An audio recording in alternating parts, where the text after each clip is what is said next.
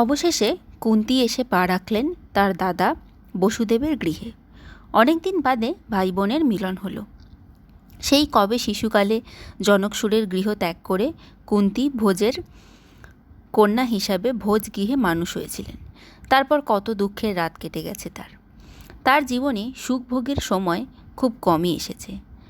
দুর্বাসা ঋষির সেবায় কুমারীকালে এক পুত্রের জন্ম দিতে বাধ্য হয়েছিল কুন্তী।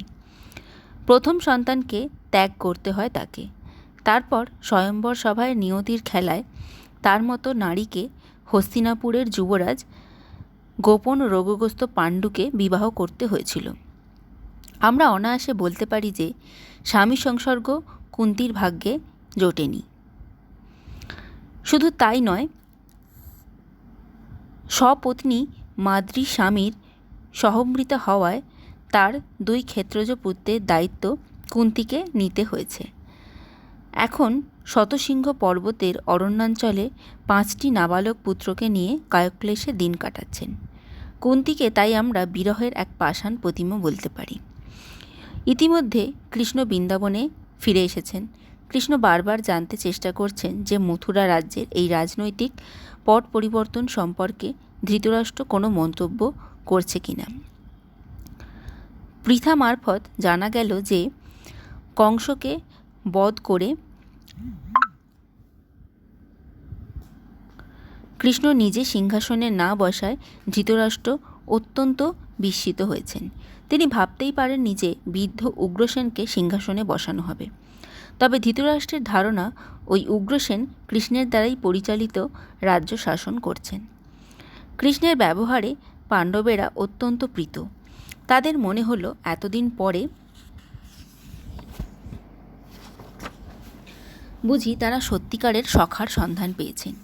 শেষ অবধি গর্গাচার্যের নির্দেশ মতো কৃষ্ণ ও বলরামের উপনয়ন পর্ব শেষ হলো। পঞ্চপুত্রসহ পৃথাকে আবার হস্তিনাপুরে ফিরে যেতে হবে। তিনি পুত্রদের নিয়ে রথে উঠলেন। বেশ কিছু মাথুর সৈন্য পৃথার সঙ্গে হস্তিনাপুরে গিয়েছিল। মথুরার রাজপরিবারে দেখা দিল অনভিপ্রেত অশান্তি। রানী অস্তি এবং প্রাপ্তি এবার পিত্রালয়ে যাবার জন্য অস্থির হয়ে উঠছেন। শাশুড়ি মাতারানী প্রবণ রেখা অনেক করে তাদের নিবৃত্ত করার চেষ্টা করছেন। এই খবর পৌঁছেছে কৃষ্ণের কাছে। তিনি এখন এই পরিবারের ভবিষ্যৎ নিয়ে বেশ চিন্তিত। তিনি বুঝতে পারছেন না এই অবস্থায় তার ঠিক কী করা কর্তব্য। অবশেষে ঠিক করলেন ওই দুই রাজবধূকে নির্বিঘ্নে গিরিব্রজে পৌঁছে দিতে হবে। মথুরার অবস্থিত মগধ সৈন্যরা তাদের সঙ্গে যাবে। এইভাবে মগধ রাজকন্যাদের প্রতি যথাযথ সম্মান প্রদর্শন করা হবে। কৃষ্ণ আরেকটি বিষয়ও বুঝতে পেরেছিলেন যে মগধ রাজকুমারীর মথুরা থাকাকালীন জরাসন্ধ হঠাৎ মথুরা আক্রমণ করবেন না। এছাড়া যে সমস্ত রাজারা এতদিন জরাসন্ধ এবং কংসকে অন্ধভাবে সমর্থন করেছিলেন, কংসের মৃত্যুর পর এখন কি তারা উগ্রসেনের প্রতি আনুগত্য প্রদর্শন করবেন? জরাসন্ধ এক অত্যন্ত ধুরন্ধর রাজনীতিবিদ। যে কোনো সামাজিক এবং রাজনৈতিক অবস্থার সঙ্গে মানিয়ে নিতে পারেন। পরিস্থিতি কোন দিকে যায় তা দেখার জন্যই বোধহয় তিনি অযথা কালহরণ করছেন। এই অবসরে মথুরার সেনাদের বল অনেক বাড়িয়ে দিতে হবে। মগধ সৈন্যরা অস্থি এবং প্রাপ্তিকে নিয়ে গিরিব্রজে চলে গেছে। কৃষ্ণ এই সময় যে কৌশল করেছেন তা প্রশংসার যোগ্য। শূরসেন রাজ্যে সমস্ত প্রজার মধ্যে ফিরে এসেছে প্রাণ চাঞ্চল্য। জরাসন্ধ সতর্ক দৃষ্টি রেখেছেন মথুরা রাজ্যের অভ্যন্তরীণ অবস্থার দিকে। যখনই তিনি দেখবেন যে এই রাজ্যে বিশৃঙ্খলা সৃষ্টি হয়েছে, তিনি সীমান্তের ওপর ঝাঁপিয়ে পড়বেন। তিনি এক বিশাল সেনাবাহিনীর অধিকারী, তাই পৃথিবীর কোনো শত্রুকেই বিন্দুমাত্র ভয় পান না। অবশেষে আশঙ্কা সত্য প্রমাণিত হল। বিশাল বাহিনী নিয়ে জরাসন্ধ মথুরা অবরোধ করলেন। তার সৈন্য সংখ্যা ছিল 23 অক্ষৌহিনী। নিশ্চিত জয়ের সম্ভাবনা দেখা দিল। মথুরা কোলাহল মুখরিত হয়ে উঠল, হস্তি, অশ্ব এবং সৈন্যরাশির কোলাহলে। মথুরার সৈন্যরা জানে পরাজয় সুনিশ্চিত। কৃষ্ণ বুঝতে পারলেন এবার তাদের রণক্ষেত্রে পৌঁছে যেতে হবে। অবশেষে তিনি দাদাকে সঙ্গে নিয়ে জরাসন্ধের বিপুল সৈন্য সমারোহ পর্যবেক্ষণ করতে থাকলেন। তারও দৃঢ় ধারণা হলো এই যুদ্ধে মথুরা সৈন্যদের পরাজয় অবশ্যম্ভাবী। 6. শুরু হলো উভয় পক্ষের মধ্যে তুমুল সংগ্রাম। যাদব সৈন্যের আক্রমণের সামনে মগধ নৃপতিরা পশ্চাৎ অপসারণ হতে বাধ্য হলেন। তারা জরাসন্ধের কাছে পৌঁছে গেলেন। জরাসন্ধ বললেন, হে ক্ষত্রিয় নৃপতিবৃন্দ, আপনাদের শরীরে ক্ষত্রিয় রক্ত প্রবাহিত হচ্ছে। আপনারা যুদ্ধক্ষেত্র থেকে পলায়ন করে এই ধর্ম থেকে বিচ্যুত হয়েছেন। আপনারা ক্ষত্রিয় জীবনের অভিশাপ। তাই এখনও বলছি, হারানো সাহস পুনরুদ্ধার করুন। জরাসন্ধের ভৎসনায় লজ্জিত হয়ে নৃপতিরা আবার আক্রমণ করতে শুরু করলেন। কৃষ্ণ জরাসন্ধকে প্রতিহত করলেন। কৃষ্ণের অদ্ভুত অস্ত্রচালনা দেখে জরাসন্ধের মতো বীরশ্রেষ্ঠ অবাক হয়ে গিয়েছিল। জরাসন্ধ বলরামের দিকে অগ্রসর হলে বলরাম তাকেও প্রতিরোধ করেন। শুরু হলো দুই বিখ্যাত গদাধরের মধ্যে গদা যুদ্ধ। সন্ধ্যা সমাগত হতে যুদ্ধের সাময়িক সমাপ্তি ঘোষণা করা হলো। এতদিন জরাসন্ধ নিজের পৌরুষের ওপর অটল আস্থা রেখেছিলেন, নিজেকে অপরাজেয় মনে করতেন। কিন্তু আজ তার মনে নানা অনুশোচনা জাগল। 18 দিন ধরে যুদ্ধ চলেছিল। মগধ পক্ষীয় সৈন্যরা বেশি হতাহত হতে লাগলো। জরাসন্ধ কিন্তু মথুরার সিংহাসন দখল করতে চাইছেন না। তার আসল লক্ষ্য হল জীবিত অবস্থায় কৃষ্ণ এবং বলরামকে কারারুদ্ধ করা।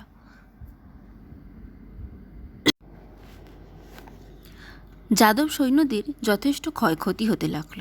বাসুকি অনার্য সৈন্যরা খুব একটা ভালো ফল প্রদর্শন করতে পারেননি। তাই বাধ্য হয়ে বাসুকি তার অবশিষ্ট সৈন্য নিয়ে মথুরা ত্যাগ করলেন। 18 দিন অবরোধের পর মথুরা সৈন্যদলের খাদ্যাভাব দেখা দেয়। এই অবস্থায় কৃষ্ণ খুবই চিন্তিত হয়ে ওঠেন কিভাবে এই সমস্যার সমাধান করা যায়। শেষ অবধি কৃষ্ণ তার সিদ্ধান্তের কথা বিশেষ সেনাপতিদের কাছে ব্যক্ত করলেন। কৃষ্ণ বললেন, তিনি এবং বলরাম যদি অবিলম্বে মথুরা পরিত্যাগ করেন তাহলে জরাসন্ধ আর যুদ্ধ চালিয়ে যাবেন না। কৃষ্ণের এই কথা শুনে সৈন্যরা মানসিকভাবে ভেঙে পড়েছিলেন। তবে কৃষ্ণ যখন তার এই দেশ ত্যাগের আসল উদ্দেশ্য ব্যক্ত করলেন তখন সৈন্যদের হারানো মনোবল আবার ফিরে এলো। অবশেষে মধ্যরাতে সকলের অলক্ষ্যে কৃষ্ণ বলরাম দক্ষিণ দিকে রওনা হলেন। পরের দিন রণক্ষেত্রে কৃষ্ণ ও বলরামকে না দেখে জরাসন্ধ অবাক হয়ে যান। তিনি প্রথমে এই খবর বিশ্বাস করতে পারেননি। পরে লোকমুখে যখন জানতে পারলেন তখন তার মনে হলো কৃষ্ণ বলরাম বোধহয় অন্য কোনো উদ্দেশ্য সাধনের জন্য আপাতত রণক্ষেত্র থেকে ছুটি নিয়েছেন। কিন্তু তারা গেলেন কোথায়? গুপ্তচরেরা তন্ন তন্ন করে অনুসন্ধান করতে লাগলো। তবু কৃষ্ণ বলরামের কোনো সন্ধান পাওয়া গেল না। কৃষ্ণ বলরাম দীর্ঘ পথ অতিক্রম করে সহ্যাদ্রির পূর্ব সীমান্তে কাছাকাছি পর্বতের পাদদেশে এক ঝর্ণার ধারে গিয়ে থামলেন। তারা এবং তাদের অশ্ব খুবই ক্লান্ত। হঠাৎ একটি অভাবনীয় দৃশ্য চোখে পড়ল দুই ভাইয়ের। বৃক্ষ ছাওয়ায় জটাজুটোধারী জ্যোতির্ময় ধ্যানমগ্ন। তার পাশে পড়ে আছে একখানা কুঠারাস্ত। কৃষ্ণ বলরামকে বললেন, দাদা, অদূরে এক তাপসকে দেখা যাচ্ছে। তুমি কি লক্ষ্য করেছ ওই তাপসের পাশে পড়ে আছে এক কুঠার? মহর্ষি ভার্গব বলেই অনুমিত হচ্ছে। তোমার কি মনে আছে একসময় আমরা তার আশ্রমে যেতাম যুদ্ধ সাম্প্রতিকতম নীতি জানতে? যুদ্ধ এবং বলরাম এগিয়ে গেলেন। ধ্যানস্থ ঋষির পাশে বেশ কিছুক্ষণ করজোড়ে বসে রইলেন। শেষ অবধি ধ্যান ভেঙে গেল ওই মহারিষির। তিনি বেশ কিছুক্ষণ কৃষ্ণ ও বলরামের সাথে আলাপচারিতায় মগ্ন ছিলেন। এবার কৃষ্ণ তার আসল কথাটা ব্যক্ত করবেন, কিন্তু তার উপযুক্ত পরিবেশ সৃষ্টি করতে হবে। কৃষ্ণ বলেছিলেন, এখন সব কিছু ভালোভাবে বিচার বিবেচনা করা দরকার। সামান্যতম ভুল হলে ভবিষ্যতে মহা বিপর্যয় ঘটে যেতে পারে। শেষ অবধি কৃষ্ণ স্থির করলেন তিনি ঋষির সাথে কথা বলবেন, কারণ এই ঋষি অত্যন্ত শক্তিশালী। তিনি অপরিমাপ্য অধ্যাত্ম শক্তির অধিকারী।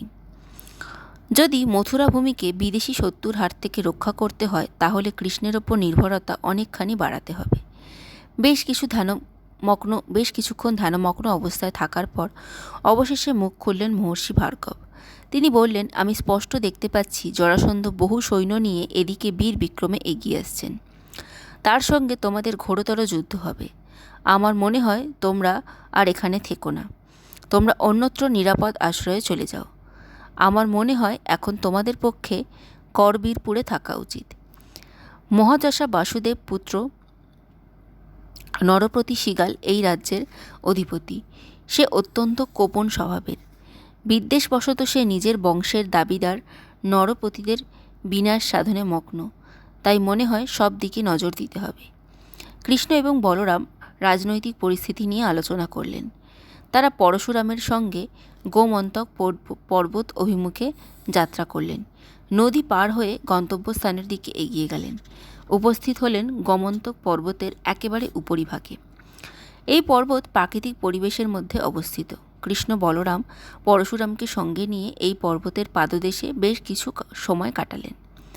পরশুরামের নির্দেশ মতো কৃষ্ণ বলরাম সেখানে বসবাস করার উপযোগী একটি কুঠির বানিয়ে নিয়েছিলেন। তিনজনে সেই কুঠিরে রাত্রিবাস করতে থাকলেন। আহারের নিমিত্ত বুনো ফুল সংগ্রহ করে তিনজনেই তার দ্বারা ক্ষুণ্ণিবৃত্তি করলেন। মহান ঋষি তার ফেলে আসা জীবনের অনেক কথা কৃষ্ণ বলরামের সামনে ব্যক্ত করলেন। এতেই বোঝা গেল যে কত ঘাত প্রতিঘাতের মধ্যে দিয়ে অগ্রসর হতে হতে শেষ পর্যন্ত তিনি অভীষ্ট লক্ষ্যে পৌঁছতে চলেছেন। জরাসন্ধ এবার পূর্ণ বিক্রমে এগিয়ে এসেছেন। তিনি উপস্থিত হলেন সহদ্রীর পূর্ব প্রান্তে।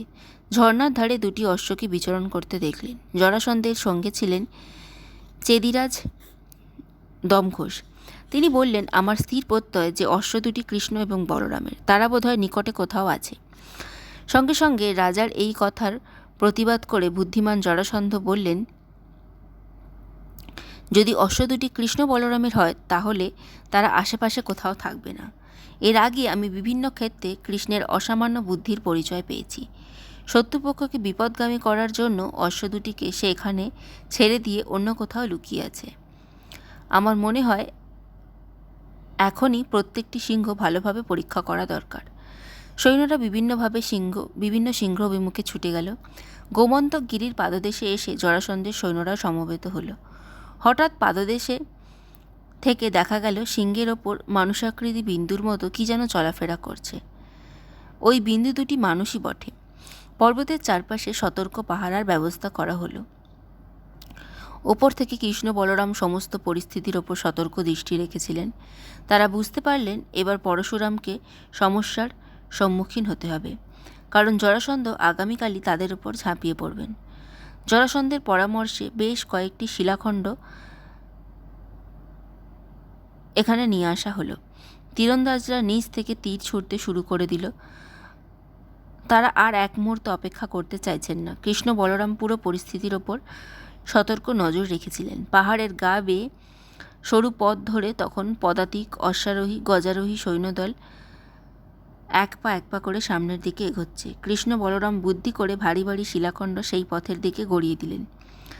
যে সমস্ত সৈন্যরা পর্বতারোহণ করছিল তাদের মধ্যে ত্রাসের সঞ্চরণ ঘটে গেল। অনেকে সেখানে মৃত্যুমুখে পতিত হল। এই সময় চেদিরাজ দমঘোষ জরাসন্ধকে একটি সুন্দর পরামর্শ দিয়েছিলেন। তিনি বললেন, মহারাজ, পাহাড়ের ওপরে ওঠার কি দরকার? গোমস্তকের সিংহমূলে পর্বতের চারিদিকে দাউ দাউ আগুন শিখা জ্বালিয়ে দিন। কৃষ্ণ বলরাম ভয় পেয়ে সামনে সরে দাঁড়াবে, কিংবা আগুনে জ্বলে পুড়ে ছাই হয়ে যাবে।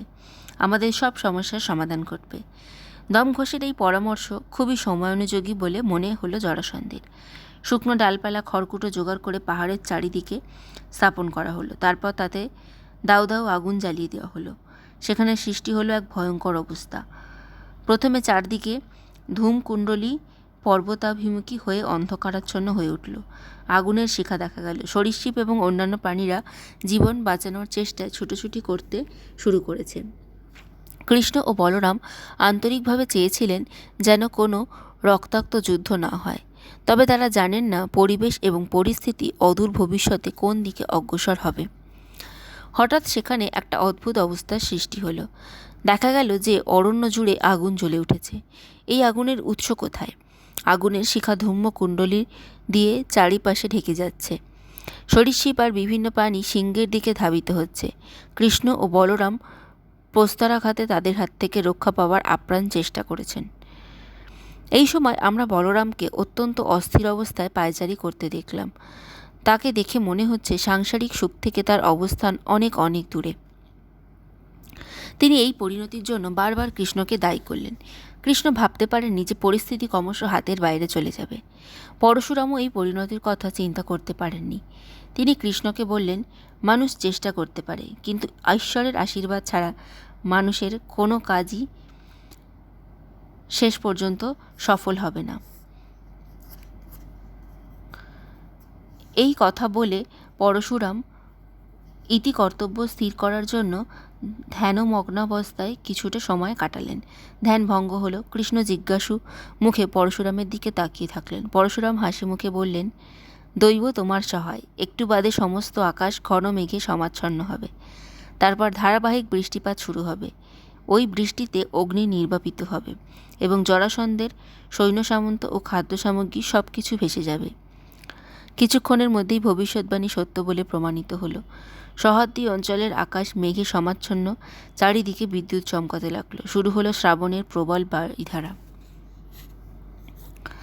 পর্বত শৃঙ্গে 3 জন মানুষ, একজন জটাজুটোধারী ত্রিরাকঞ্জ ঋষি আর 2 জন নবীন তাপস। তারা একটি বিশাল বৃহৎ শিলাখণ্ডের আড়ালে আশ্রয় নিলেন। ভোরের আলো ফুটল। মনে হচ্ছে পৃথিবী বুঝি সদ্যস্নাতা এক তাপসী কন্যা। অপরদিকে যে বিপর্যয় ঘটে গেল তা অকল্পনীয় এবং অভাবনীয়। জরাসন্ধ ভাবতে পারেননি প্রাকৃতিক দুর্যোগে এভাবে তার সমস্ত দর্প এবং অহংকার মাটির সঙ্গে মিশে যাবে। দমঘোষ নিজেকে বাঁচানোর জন্য নিরাপদ দূরত্বে অপেক্ষা করছিলেন। তিনিও এই দুর্যোগে পড়ে মর্মাহত। জরাসন্ধের অবশিষ্ট যে কজন সৈনী ছিল তাদের নিয়ে তিনি স্বদেশ অভিমুখে রওনা হলেন। দমঘোষ তখনও আশা ছাড়েননি। তিনি জরাসন্ধকে উদ্দেশ্য করে বললেন, মহারাজ, আপনি চলে যান, কিন্তু আমি কিছুতেই পরাজয়ের গ্লানি বহন করে রণক্ষেত্র পরিত্যাগ করব না। পরশুরাম বুঝতে পারলেন এখন কৃষ্ণ ও বলরাম বিপদমুক্ত। তিনি আর সেখানে বেশিক্ষণ থাকবেন না। তবে এবার বোধহয় কিছু অস্ত্র সঙ্গে রাখতে হবে, কারণ বিপক্ষ দলের সৈন্যরা যদি অতর্কিতে আঘাত করে তাহলে নিরস্ত্র কৃষ্ণ বলরাম লড়াই করতে পারবেন না। পরশুরাম একটি চক্রাস্ত্র দিলেন কৃষ্ণকে আর মুষলাস্ত্র দিলেন বলরামকে। কৃষ্ণ এবং বলরাম আরও কয়েকদিন এই সিংহে অবস্থান করেছিলেন। তবে সেখানে থাকতে থাকতে কৃষ্ণের মন একটি ভাবনায় আচ্ছন্ন হয়ে উঠেছিল। তিনি ভাবতে লাগলেন, এত বড় ভারতবর্ষে যাদবরা কেন একটি নিশ্চিন্ত নিরাপদ বাসস্থান পাচ্ছে না? আর কতদিন তারা যাযাবরের মতো এক ভূখণ্ড থেকে অন্য ভূখণ্ডে ঘুরে বেড়াবে? 3 দিন কেটে যাওয়ার পর কৃষ্ণ এবং বলরাম পর্বত শৃঙ্গ থেকে সমতলের দিকে অবতরণ করতে লাগলেন।